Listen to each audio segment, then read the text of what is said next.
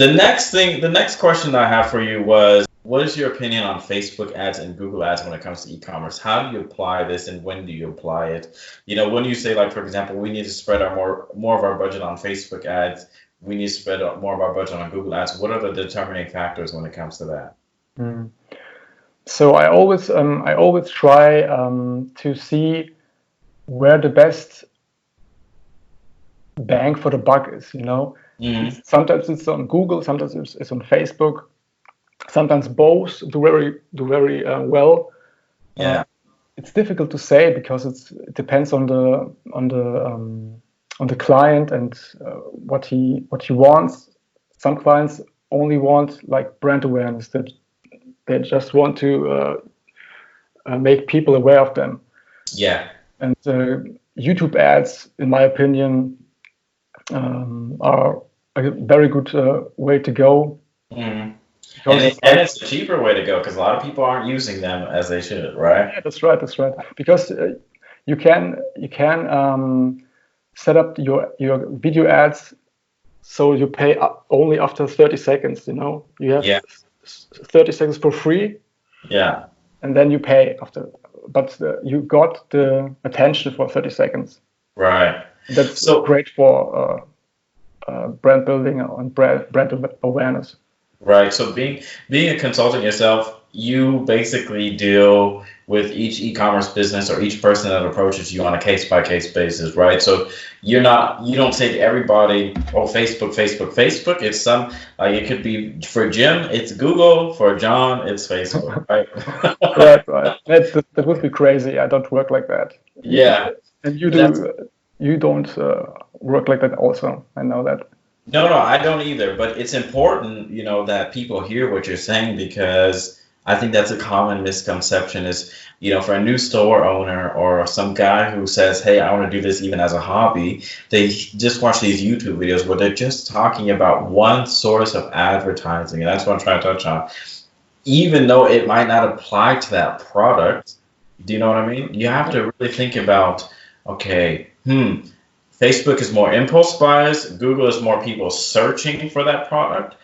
Is this product something people need, or is it a want? There's a lot of factors that go into it. You can't just strictly say Facebook or Google, unless you concentrate like on a very specific niche, like dentists or I don't know, lawyers or then it's different. Yeah, of course.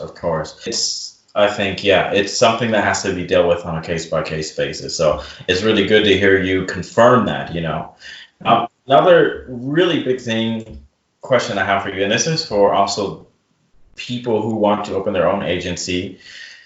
What is the recommended budget that you would say someone who is verging into e-commerce should have for advertising online? And I know there's not a one set number, but let's say a general number. I want to make that clear too. There's not a one set number, one size fits all.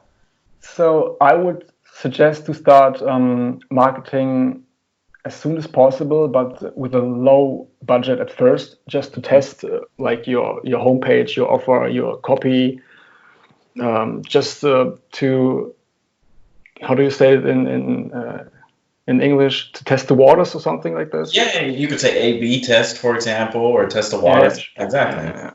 So this is super important, and I would start, if you need a number, don't spend more than 1K a month at first, because it is just not worth it.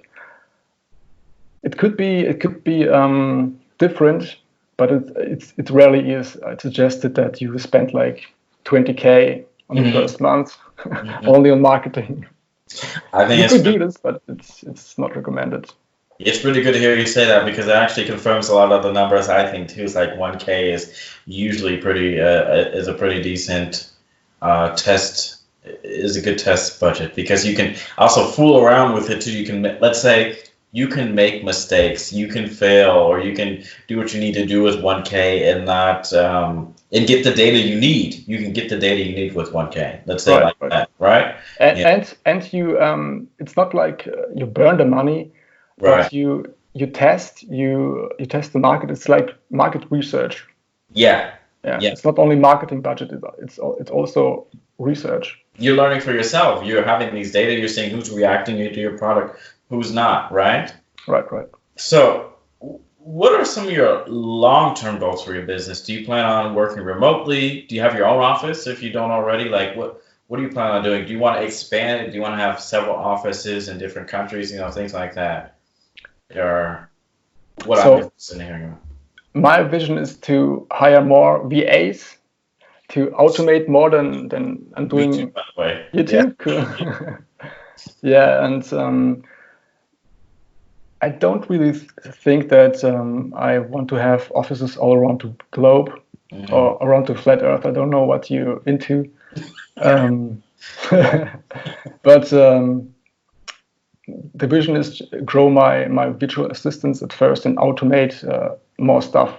Mm-hmm. Yeah, so Yeah. I have the time to focus on other things. write, and that's setting appointments and speak to prospects. But even then, the funny thing is you can have VAs these days. They'll even set appointments for you, Yeah, right. right? Yeah.